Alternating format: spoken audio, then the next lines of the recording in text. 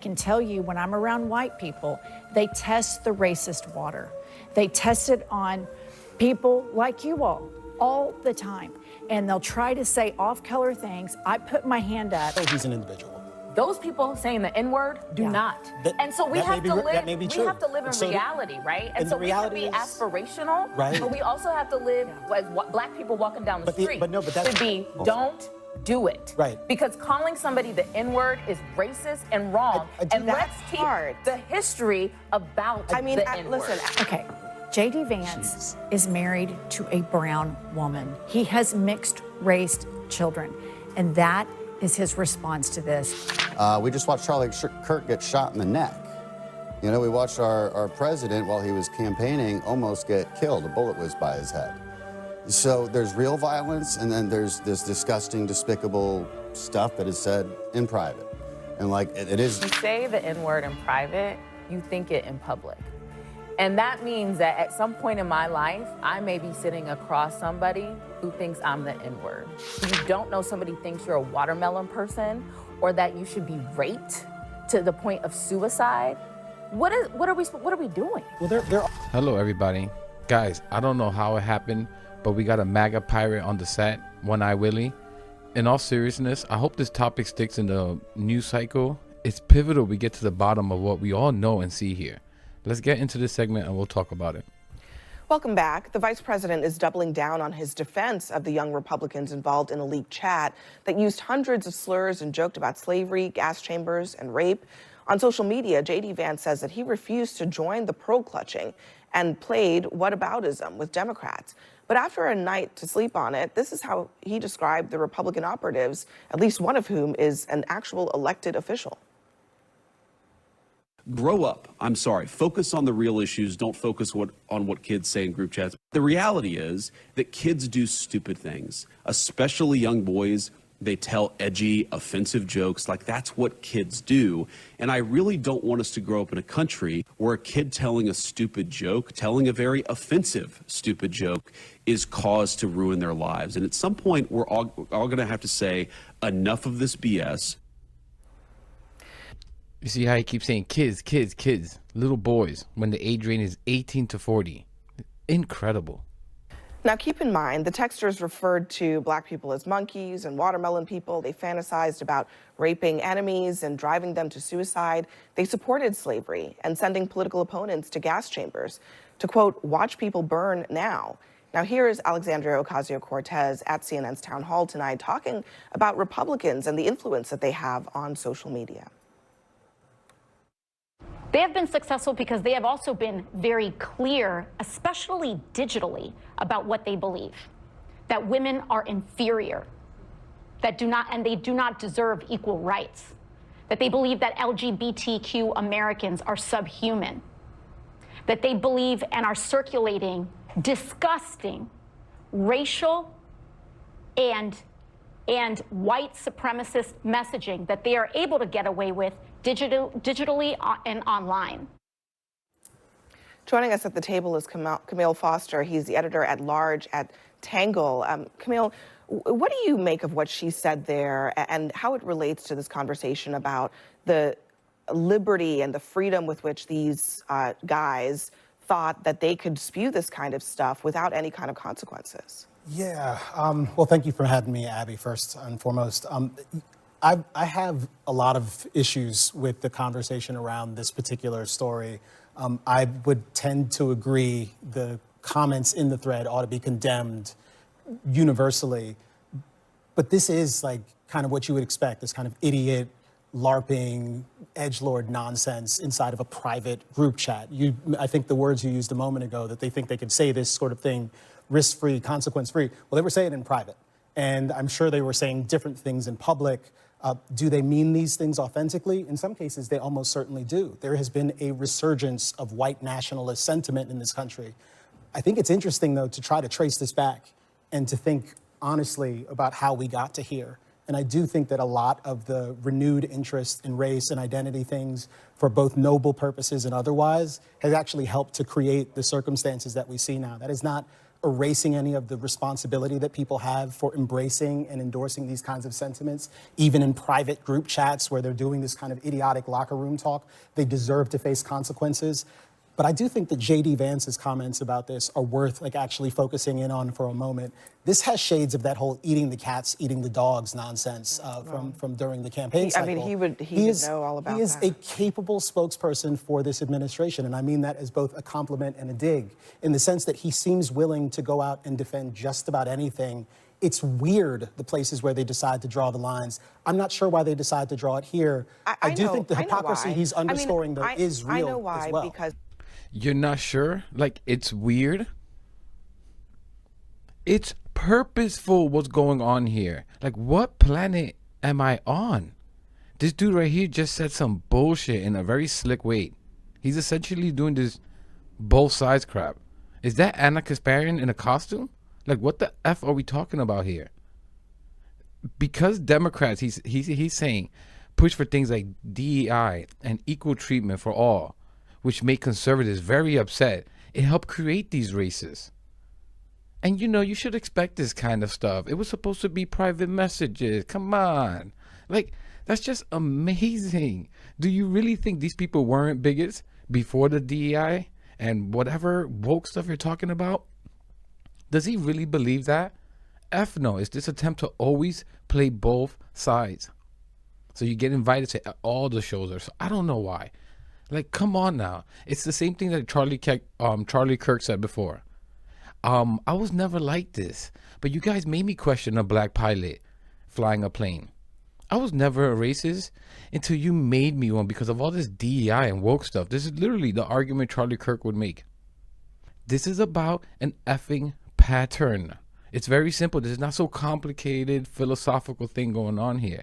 It's a pattern within the Republican Party and welcoming this kind of behavior. Ever since Trump came down those damn escalators, the racism and bigotry in this country has been steadily increasing. We all know this. We all effing know this. This is who their voters are. At their core, who these people are. It's no surprise Trump won these people's hearts. Cut the both sides bullshit.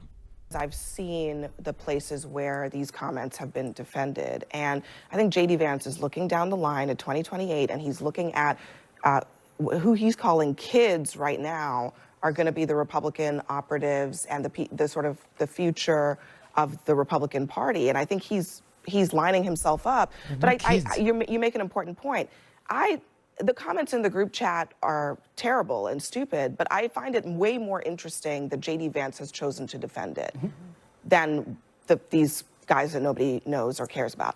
Why did he choose that this is suddenly the sort of thing that he chalks up to a youthful indiscretion when some of the people in this chat were a year or two younger than him? He's 41.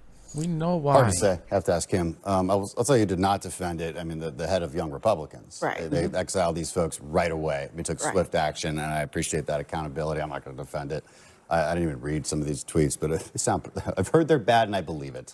I bet a lot of these guys were the same people who troll me online for the most part. So I guarantee it's a lot of the same folks. On the other hand, why you're seeing some Republicans shrug their shoulders, I mean, I'll tell you why. Here's what they would here's their sentiment. We just watched Charlie Kirk get shot in the neck. We watched our president, while he was campaigning, almost get killed. A bullet whizzed by his head. So there's real violence, and then there's this disgusting, despicable stuff that is said in private. And it is disgusting, despicable. You're not going to see me try and defend it. But I'll give you that perspective from some people who might feel that way. Ashley? F that perspective, One-Eye Willie. This is about, and I'm going to keep saying this word, a pattern amongst Republicans. Pattern. This is the key word here. Look, I think what happened to Charlie Kirk was awful. I said it. I think an assassination attempt on anybody, including the then candidate, Trump, and now president. It's awful. I also think that there's a different conversation, right? So I don't take any comfort that this is done in private, because if you say the N-word in private, you think it in public. And that means that at some point in my life, I may be sitting across somebody who thinks I'm the N-word. And so that person may be the person who has to give me a job one day.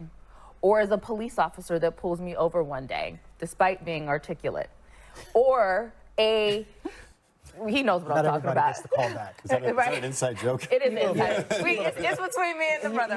You gotta watch the show to know You gotta what she's talking watch about. Table Anyway, of go Five ahead. last time we were on together. Right. But that's what I mean, and that was what it manifests. It means that could be somebody's teacher one day, or it means that could be somebody's congressperson one day.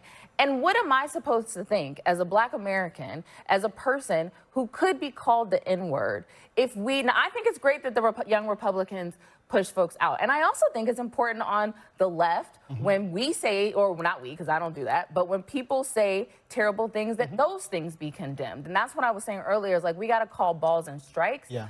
But there's something bigger than it's just being private. These people live their lives publicly every day. And if you walk through your life and you don't know somebody thinks you're a watermelon person, or that you should be raped to the point of suicide, what are we doing? Well, there are people saying things like this in public, and some of these people are conservative adjacent, or they would perhaps just describe themselves as conservatives, like Nick Fuentes. And Nick Fuentes is a guy who has been on a number of prominent podcasts in recent weeks, who just today announced that he's got some major announcement and will be sitting down with some other conservative figure. Conservatives have to know that this is taking place in the ether right now. I mean, I'm like, and speaking out about this. I'm like on the front lines of that battle. I think you probably know. No, Congressman, I know you. I'm not directing this at you in particular. I'm just saying that we should be would speaking you out say, about I mean, I have often argued that, this is not about canceling people, but just creating the boundaries of your movement. I mean, would you say that Republicans need to establish? Well, of course you're right. I wrote a book on cancel. Just as Democrats do. I'm not excluding Democrats from this, but just as Democrats you have freedom of association. Like, if you say a bunch of nasty things and you're part of my organization, I have every right to kick you out. But you're right. We should. This is disgusting and vile, and we should establish that there is a boundary line that is not here, that is in front of it. And Ashley's right. It doesn't matter if it's public or private. If you say it privately, you think it publicly. That's exactly right. It became public. And I live in Virginia. I'm working on the Attorney General's race right now. The Democratic nominee for Attorney General sent text messages wishing the Republican Speaker would get 2 bullets to the head. He said he hoped that his wife would see their babies die in his arms. Unacceptable. Toddlers that he knew. But yet, Abby Spanberger, the nominee for governor, will not ask him to withdraw from the race. Yeah. She will not withdraw her endorsement. And so that's the line. Can I just make one interesting note about that? Again with the J. Jones. Like, this is what I mean, that they share one brain. Republicans all share one brain. It's very telling when you need to dig up something from 2 years ago. Like, it's disgusting, and no one should say something like that, what J. Jones says. But again, the pattern, when Trump says Mexicans are sending rapists and murderers, and Haitians are eating cats and dogs, Kamala isn't black, illegal immigrant jobs are actually black jobs, calling people DEI hires, removing slavery exhibits from museums. You don't think this is on purpose, and specifically speaking to conservatives and Republicans, and it is a pattern? You think this is an accident, a one-off like the J. Jones thing? When Mamdani came into the scene, all these Republicans, what was the first thing that they said? 9/11 would happen. Terrorist this, jihad that. Tucker Carlson, what did he say a while back? Immigrants are dirtying the nation. That's one of the biggest right-wing pundits. How about Charlie the dead racist Kirk? And all the beautiful things he said about black and brown people. Along with Ben Shapiro saying things like, Israelis like to build, Arabs like to bomb crap and live in sewage. Who also said racism has nothing to do with black people being poor. You still think that, Benny? Squeakers? You don't think these people grow up to be managers, supervisors, politicians? Diablo. How about Laura Loomer, guys, calling black women DI Shaniquas? Very good. Should we keep going? She tried walking that back and saying it wasn't racist. Go up to a black woman and call her that. See what happens. If you can even speak after it. How about, and guys, let's not forget the famous Jews will not replace us chant and march. And Trump said those were good people on both sides. How can we forget the Nazi salute by Elon Musk that literally every single Republican and pundit made excuses, saying, no, that's not what he was doing. He was spreading love. Diablo. Like, yeah, of course not. How about Elon Musk and Tucker Carlson constantly pushing white replacement theory? Like, do I need to keep going on? because we may be in 2 or 3 years coming back to this conversation, because when he made those comments, he was a state legislator, and now he's running for a higher office. There were elected officials in this group chat, and I'll want to know 3 years from now whether you also want them to step aside from their roles, because we might be in this very position.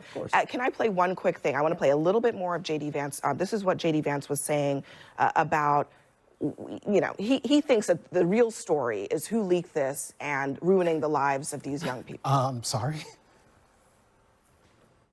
I'm 41 years old. I have 3 kids. You know, I grew up in a different world, right? Where not most of the stupid things that I did when I was a teenager and a young adult, they're not on the internet. Like, I'm going to tell my kids, especially my boys, don't put things on the internet. Like, be careful with what you post. If you put something in a group chat, assume that some scumbag is going to leak it in an effort to try to cause you harm or cause your family harm. Okay.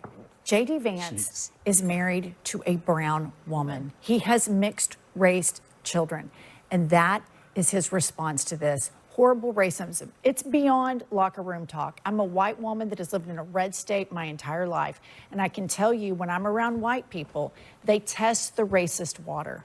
They test it on people like you all the time, and they'll try to say off-color things. I put my hand up. It absolutely happens, and you're fortunate that maybe you haven't experienced it. Can I just say, literally this August, a white person said the N-word in front of me. The vice president of the United States, these were not horrible. Kids. These were grown men. Some of them are 40 years old. If they and some of them are committed women. a crime, they would be prosecuted as adults.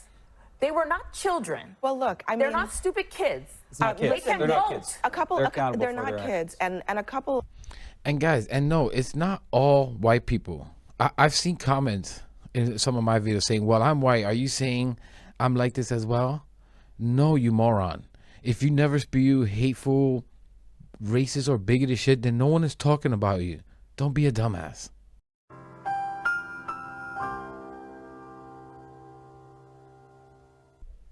Look, a couple of people just had their visas revoked by this administration for saying things about Charlie Kirk. This administration also tried to kick people out of the country for protesting on college campuses, pro-Palestinian protests.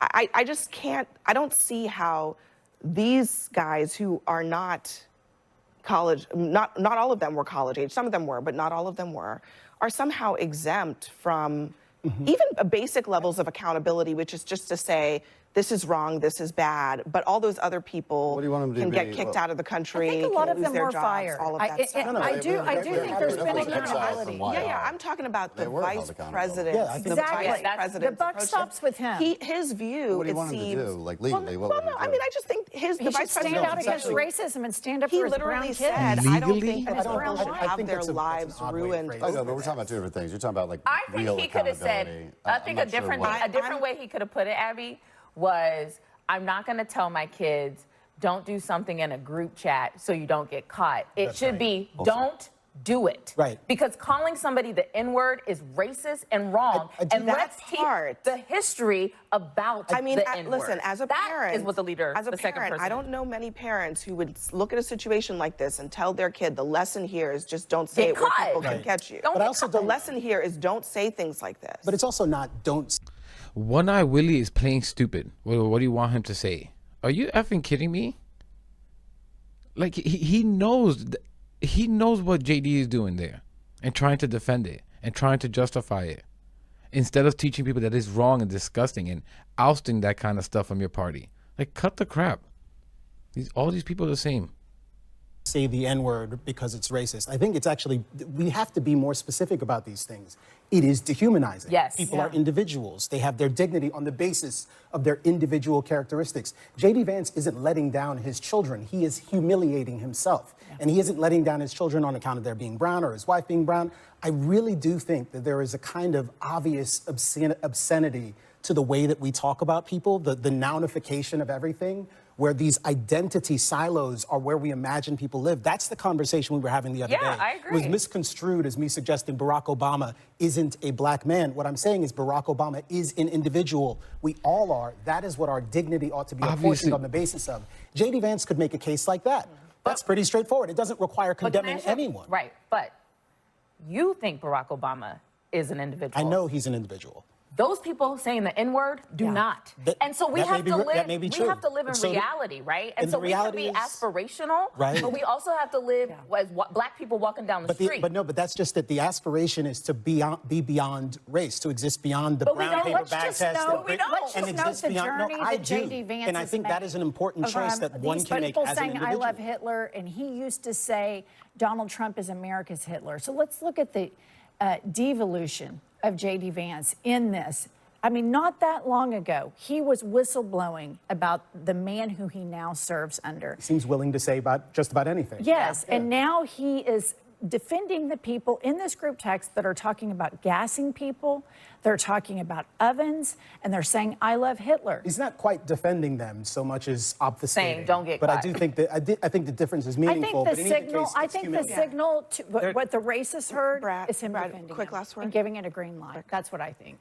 We're in a world where the counterpunch is the only move anybody knows. That's why Abby Spanberger won't kick Jay Jones off his ticket. That's why J.D. Vance felt compelled to not defend, but obfuscate, if you will.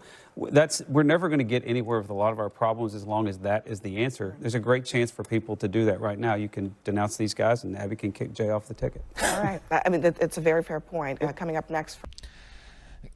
It's not. Oh my God! It's not a fair point. It's not it's not a pattern. Right, Jay Jones, that's discussing what he said. He should be kicked off the ticket. That has nothing to do with the overarching issue, the macro issue. It's a effing pattern. Guys, the Republican Party is becoming even more extreme because of this, because they refuse to identify it and talk aggressively and directly about it. The party's moving even more bigoted towards that little weird fuck, Nick Fuentes. This is what happens when you let it linger. It's like a plague. You need to stop it in its track before it takes over society, essentially. What these pundits are doing is the same crap. When Charlie Kirk passed away, they tried to ignore the clear extremism and bigotry and hate spewing that was part of what caused it. They deleted the study. The Trump administration deleted the study from their own government website that showed murders are committed far, far more by right-wing extremism. They want to close their eyes to all of this because they don't want to alienate those people. Those are their voters. They created these monsters. And I just want the world to know who Republicans or conservatives really are. And it's just not here in the U.S. These disgusting views are worldwide, baby. And all I'm saying is things that we all know. We all know it. Even the conservatives, the bigots themselves, everyone knows what's happening here. It's time we speak directly, aggressively, personally about it. But I'm going to leave it there, guys. Let me know what you think about all this in the comments. Please leave a like, subscribe. It really helps the channel, really helps spread the message out there. And I'll catch you in the next one.